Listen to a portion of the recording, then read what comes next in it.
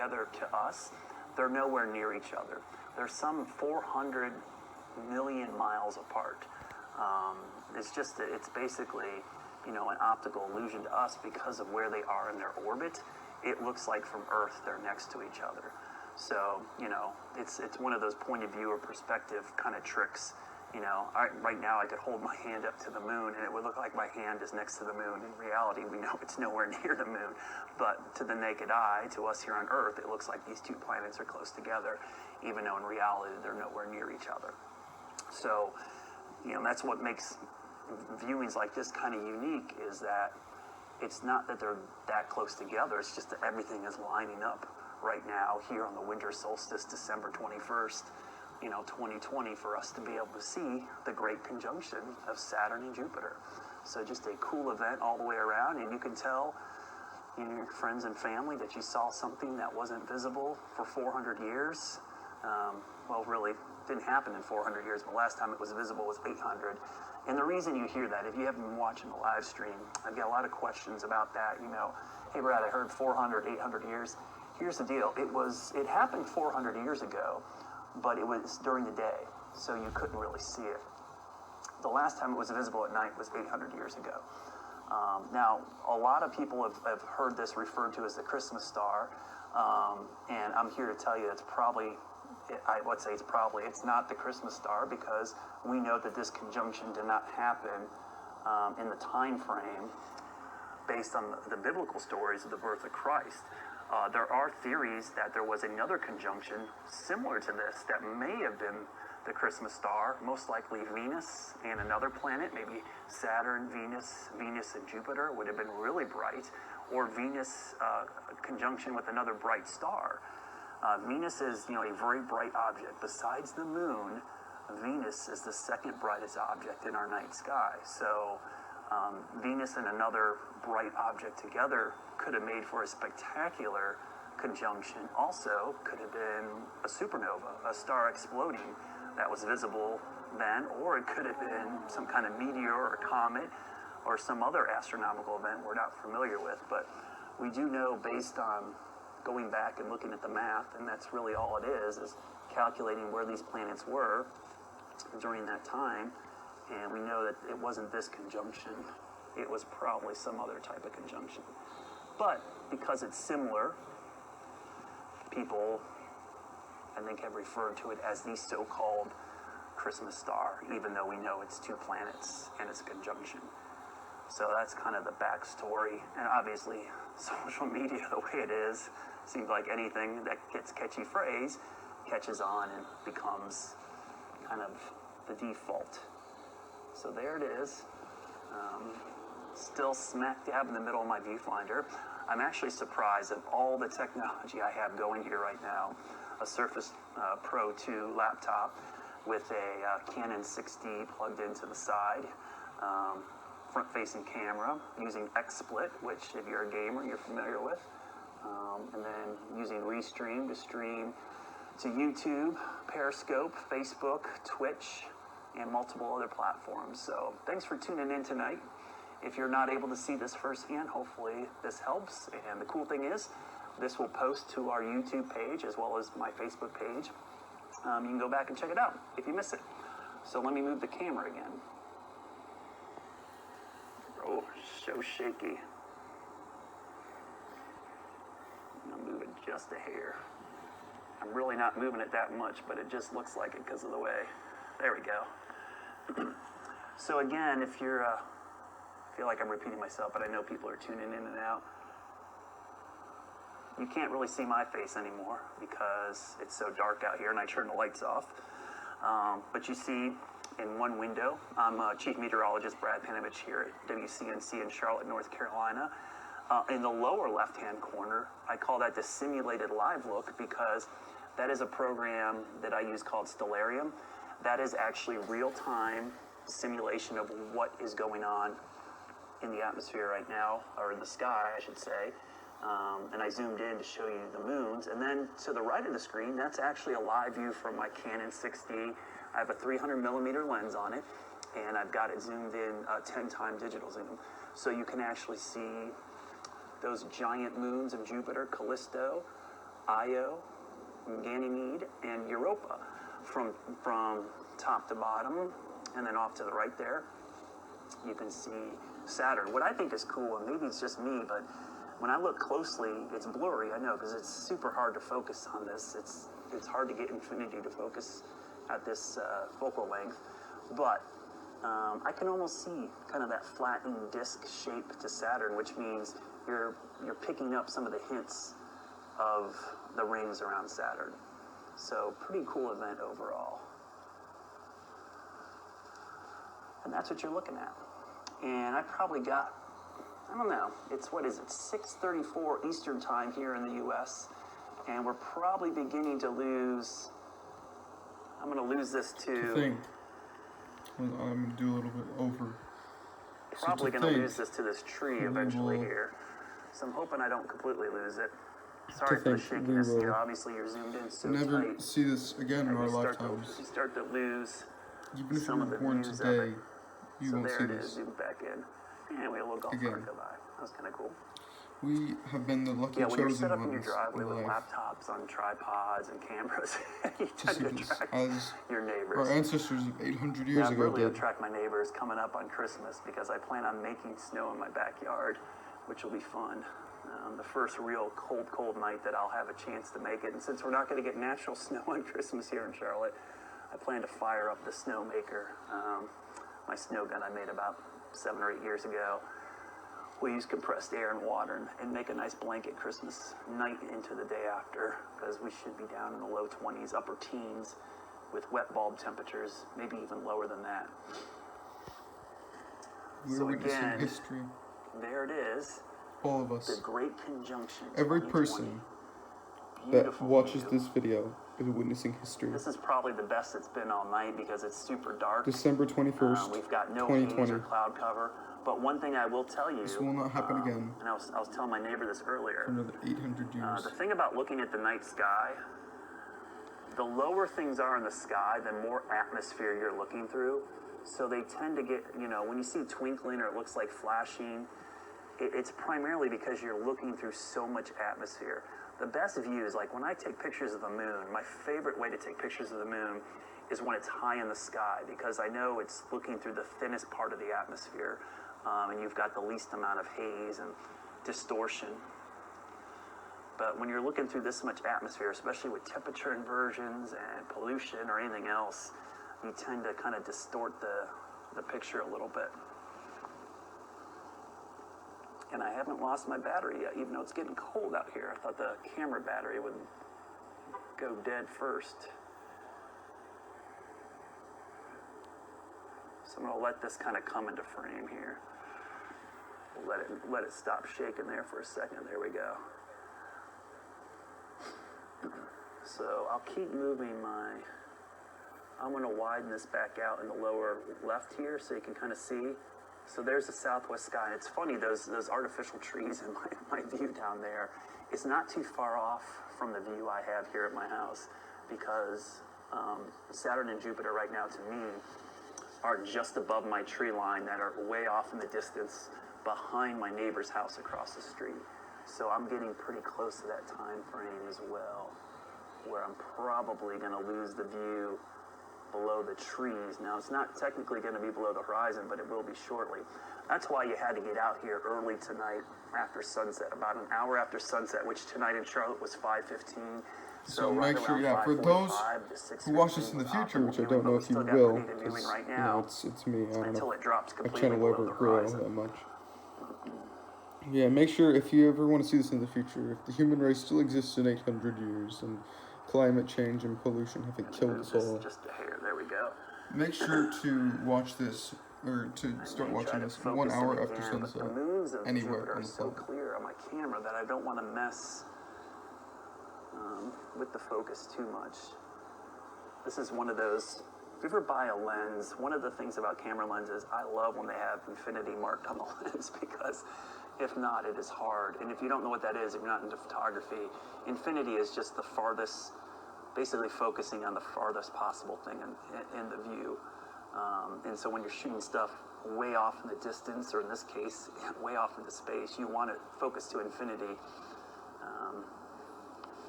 And that's kind of what you do when you shoot the moon or any kind of nighttime objects. I do that when I shoot meteor showers. I'll just focus to infinity with the wide angle and let it take pictures all night at 30-second exposures, and then go back and see what I caught. It makes it a lot easier than just sitting there trying to catch something by chance.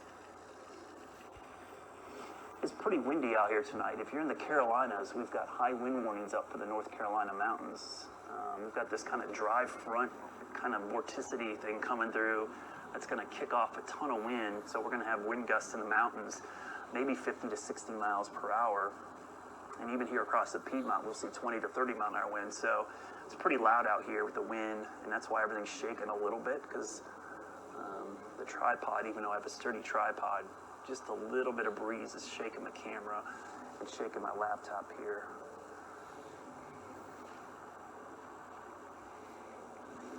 So, let's see. We're almost out of range here. The last thing I'm going to do tonight before once I lose my view of Saturn and Jupiter, I'm going to try to get some close-up pictures of the moon, and I will share those with you guys as well, just to show you what it looks like through this lens.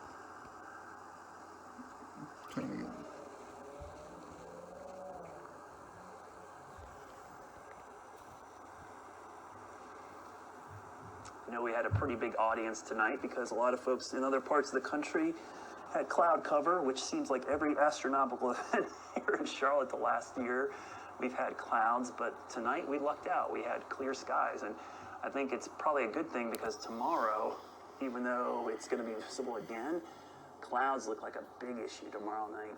So let me widen this out one more time. So I don't know if you guys can tell, but there's the tree line probably showing up pretty well. You see the plane there. So I'm beginning to lose. There's the trees. There it is. We'll zoom in one more time. So I'm going to be losing my view here shortly. I should be taking some pictures, which I will take a picture there. We'll snap a picture real quickly. So I just snapped a picture. That's why you saw it freeze there for a second, so I apologize. We're just taking a quick picture. I wanted to make sure I got one before it got too late here. All right, we're going to lose the picture here pretty soon because I see trees coming into the viewfinder. Yeah, look at that. The tree is right there. This might be the last time I can move the camera and actually see it. So again, these are the moons that we're looking at. You can see them on my camera shot. Callisto, Io, Ganymede, Jupiter, obviously, then Europa. So pretty cool that you can see that close up.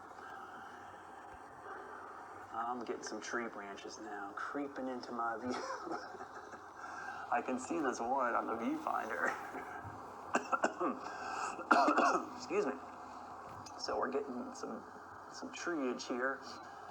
Once the tree gets in here and gets in the way, the last thing I'm going to do is I'm going to show you a quick little view of the moon, and the wind is picking up as well. Very chilly out here tonight.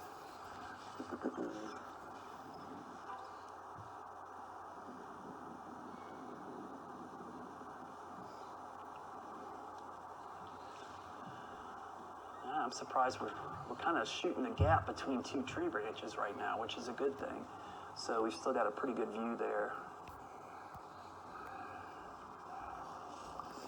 Alright, so I'm going to go ahead and end this video off here. But before I go, I want to say thank you to Brad Pentrovish. I'm sorry if I just botched your name. So you can kind of see him right there. So it's the best. I'm in my This is neighborhood, the simulated live look. And we're getting really close to being out of view here, so let me pan up. The Great Conjunction. Well, I can see the trees coming into frame.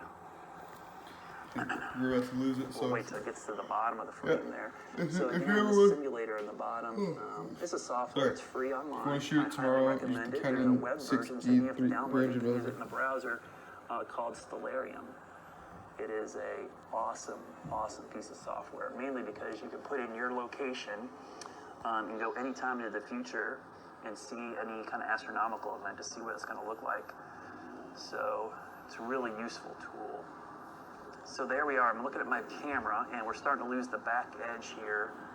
I'm going to pan down. This might be the last couple of frames here. I'm going to let this one actually come into frame from top to bottom, so we'll kind of let it go.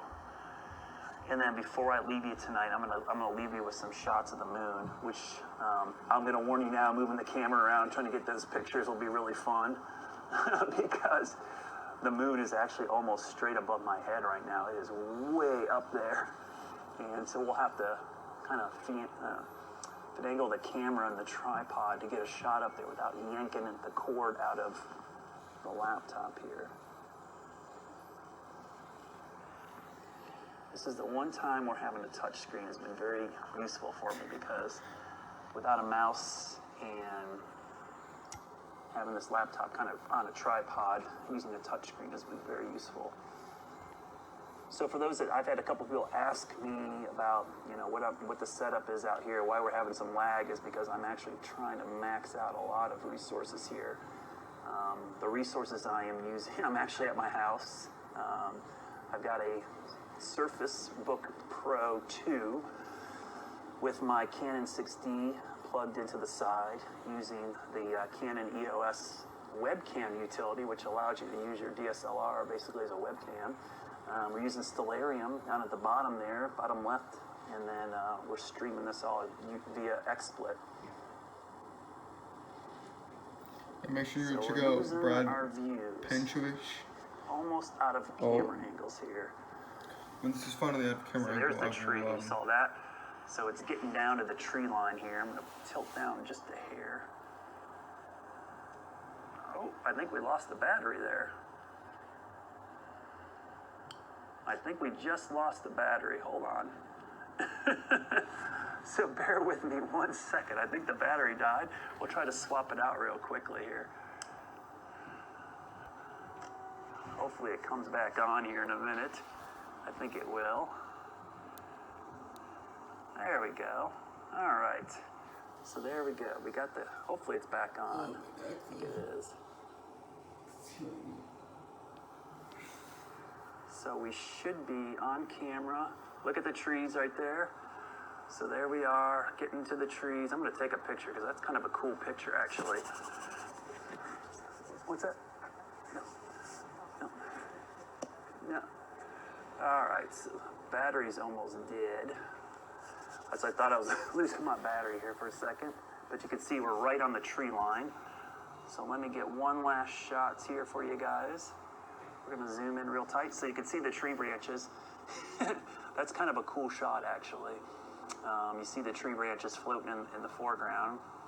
So I'm about to lose my view of the beautiful great conjunction of 2020, Saturn and Jupiter, 10th degree apart. There they are, almost out of view. And you can see them passing kind of right over my neighbor's house. I'm gonna move this just a hair. See, guys. So my camera's right here. Move my camera just a hair. So there's the last couple of images as it goes behind a tree. And there it is. So there it is. Got a good, I'd say an hour and 10 minutes of visibility before I lost it in the trees. The crazy thing was with sunset tonight at 5:15, twilight was so long. It took a long time for it to become visible before it dropped below the horizon. So as promised, before I leave you, I am going to do some shots of the moon. So let's do that. So I'm going to be moving the camera, so bear with me just a second. This is kind of a tedious process to get the get my camera view set up. So we're gonna lower this for a second. I'm gonna step over here without tripping, and we're gonna try to get a view of the moon. Okay. Let me see. This is gonna be harder than I expected because the moon is so high in the sky. See. So you're not gonna see me for a second. I'm actually gonna step right down here. There's the moon. All right, and this is a little bit harder to focus, so we're gonna do some creative.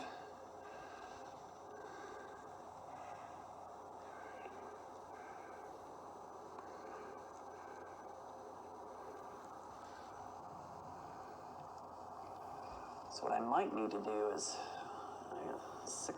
the problem with shooting the moon versus shooting a planet is that we're basically going to be shooting sunlight.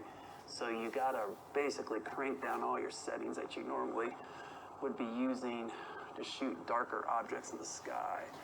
So bear with me just a second. That's amazing. Just being in a dark room for over 20 minutes makes you really tired. So one of the things I'm gonna do is zoom in real tight here. So there you go. There's a nice, crisp, clean view of the moon. We've got some real nice. That is amazing.